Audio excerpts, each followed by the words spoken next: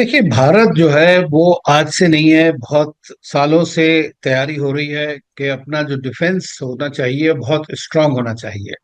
और इसी के सिलसिले में जो है हमारी अपनी जो डिफेंस मैकेनिज्म्स हैं, अपनी एक इंडिजिनस भी है, और हमने जो S-400 एक रशिया से भी ली है।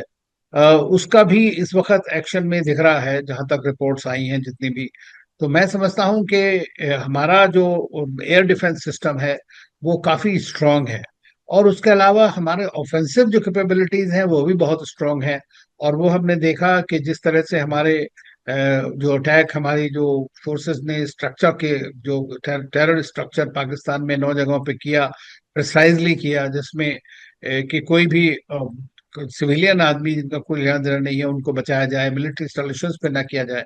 लेकिन पाकिस्तान कंटिन्यूज, तो वो तो करते रहेगा। जब करता रहेगा तो उसका जवाब और भी ज्यादा फोर्स से देना पड़ेगा। तो जो आप देख रही हैं या जो दिख रहा है वो एक रियलिटी है जिसको दुनिया भी जानती है और देख रही है कि भारत अपनी डिफेंस और अपनी ऑफेंस कैपेबिलिटीज दोनों को ही बहुत स्ट्रेंथन किया है बीच में। देखिए, आप उनको रफाल को भले ही वरदान साबित कहें, लेकिन असली बात यह है कि जो हमारे एयरफोर्स के जो ऑफिसर्स जो उनको फ्लाई करते हैं उनका भी कोई सानी नहीं है। एक से बढ़कर एक हमारे जो पायलट्स हैं वो सुपर्ब हैं। और देखिए, लड़ाई लड़ी जाती है इक्विपमेंट से भी, और लेकिन लड़ता है जो फौजी। और जो हमारे फौजी हैं उनका इतना जबरदस्त एक्सपर्टीज है और उनकी प्रोफेशनलिज्म है और स्ट्रॉन्ग, जो दुनिया जानती है। पता नहीं आपको याद है कि नहीं है, काफी साल पहले हमने अमेरिका के साथ में एक वॉर गेम किया था। वॉर गेम्स होते हैं, गेम्स होते हैं, उसमें देखते हैं कि सिचुएशन बनाई जाती है। उसके अंदर में भारत ने लगभग उनके सारे उनको गिरा दिया। तो आप ये सोचिए कि ये भी बड़ी इंपॉर्टेंट बात है। ऑफ कोर्स टेक्नोलॉजी, मशीन और रफाल अपने आप में एक अच्छा, बहुत अच्छा एक प्लेटफॉर्म है। और उसको भारतीयों ने बड़ी अच्छी तरह यूज किया है। देखिए, मैं ये समझता हूँ जहां तक देश की सुरक्षा का सवाल है, वहां पर इस तरह की बचकानी बातें करने का कोई लाभ नहीं है। दूसरी चीज ये होती है कि हर एक गवर्नमेंट का भी कर्तव्य होता है, या जो लोग डील करते हैं उनका भी कर्तव्य होता है कि एकदम ट्रांसपेरेंट डील हो।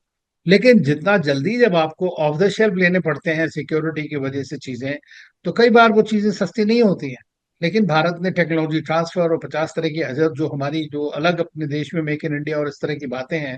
और फ्रांस जो है वो हमारा एक बहुत स्ट्रांग स्ट्रेटेजिक पार्टनर है। और जो स्ट्रांग स्ट्रेटेजिक ट्रस्टेड पार्टनर होते हैं, वो जिस वक्त आपकी यहाँ समस्या होती है, जिस वक्त जरूरत होती है, जैसे रूस के साथ था, तो मैं समझता हूँ कि वो उस वक्त आपके साथ खड़े होते हैं, वो ज्यादा इंपॉर्टेंट है। तो नेचुरली है कि लोगों को लगेगा कि देखिए, भारत की सुरक्षा और जो समृद्धि है और जो भारत की सॉवरेनिटी है, उसके बारे में तो कोई कॉम्प्रोमाइज नहीं किया जा सकता। देखिए, मेरा मानना दूसरा, दुनिया हालांकि डिप्लोमेटिक रिलेशंस, लोगों के साथ बातचीत करना, अब तो हर आदमी यही कह रहा है कि साहब लड़ाई नहीं लड़नी चाहिए, लड़ाई कम हो जानी चाहिए, डी एस्केलेशन है, हम भी दुनिया में यही कहते रहे हैं। लेकिन जिसके ऊपर पड़ती है, जिसको उसे ही समझ आता है। तो भारत को अपनी सुरक्षा देखना है, भारत को उनका जवाब देना है जो टेरर स्पॉन्सर स्टेट्स हैं या टेररिस्ट हैं, ग्रुप्स हैं, सालों से हमारे को वो कर रहे हैं। तो हमारा, दुनिया समझती है हमारे कंपल्शंस को, हमारे पॉइंट ऑफ व्यू को। लेकिन एक जनरल सी बात है, सब थोड़े दिन के बाद कहना शुरू कर देते हैं कि डी एस्केलेट होना चाहिए, ये होना चाहिए। तो बड़ा आसान है उनके लिए कहना, क्योंकि वो उससे सफर नहीं कर रहे हैं। अमेरिका के उन्हें सफर किया एक बार 9/11 में, आपने देखा क्या किया उन्होंने अफगानिस्तान में जाके। रूसियों ने चेचन में क्या किया, चाइना ने अपना इधर उधर क्या करता है।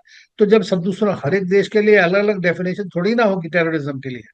तो हम तो कहते हैं कि जो टेररिस्ट हैं जहां पर भी हैं उसको ग्लोबल एक्शन लेना चाहिए और उनको नेस्तनाबूद करना चाहिए। और जो स्टेट्स उनको सपोर्ट करती हैं उनके साथ भी पूरा इंटरनेशनल प्रेशर पड़ना चाहिए और उनके अगेंस्ट एक्शन होने चाहिए। देखिए, मेरा मानना यह है कि आज की डेट में आपको बहुत सी चीजें तो सोशल मीडिया पे आप जो देखती हैं, आपको थोड़ा पिंच ऑफ सॉल्ट के साथ भी लेना चाहिए, ये भी जरूरी होता है। देखिए, पाकिस्तान ने IMF से रिक्वेस्ट करी है, पाकिस्तान की इकोनॉमिक हालत है बहुत ज्यादा खराब। और लोग कहते हैं कि अगर वॉर शुरू होता है तो बिल्कुल ही खत्म हो जाएगा जो थोड़ा बहुत बचा खुचा उनका है। तो वो तो IMF के पास गए हैं, 1.3 और 1.7 मिलियन जो भी उनको चाहिए, बिलियन डॉलर्स चाहिए उसके लिए मांगने। पाकिस्तान चीन के पास गया उससे मांगने के लिए कि भाई हमारा कुछ पेमेंट दे दो। तो उनकी तो हालत है इस वक्त बैगिंग बॉल के साथ घूम रहे हैं।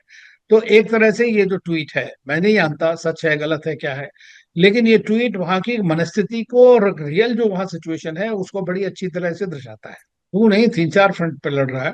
वहां तो उनको समस्या आएगी, अफगानिस्तान से भी बहुत समस्या चल रही है उनकी, TTP के साथ में भी और अफगान लोगों के साथ। उधर ईरान में भी बलोच लोग हैं। और बलूचिस्तान वाले लोग अपनी आजादी के लिए लड़ रहे हैं बहुत दिनों से, उनके साथ जाती हुई है हमेशा। तो अब नेचुरली है कि अगर उनका डेवलपमेंट नहीं होगा, आप एक कंट्री के अंदर में है और वहां डेवलप नहीं होता है, वहां उनकी एक्सप्लॉइटेशन होता है, तो खड़े ही होंगे आपके खिलाफ। तो वही हो रहा है वहां पे। तो ऐसे में उनको एक मौका मिल जाता है कि पाकिस्तानी स्टेट इस वक्त स्ट्रेस में है, तो वो अपना जो उनका एजेंडा है उसको आगे बढ़ाएं, अपनी इंडिपेंडेंस की बात रखें। तो ये तो नॉर्मल है। वो पाकिस्तान के लिए चाहे टू फ्रंट वॉर, इंडिया भी लड़ाई नहीं लड़ना चाहता है, लेकिन ये है कि अगर वो अपनी तरफ से हमारे ऊपर अटैक करेंगे तो उसका मुंह तोड़ जवाब भारत देगा। अब उसमें चाहे उनका स्प्लिंटर हो, देश बढ़ जाए, कुछ हो जाए।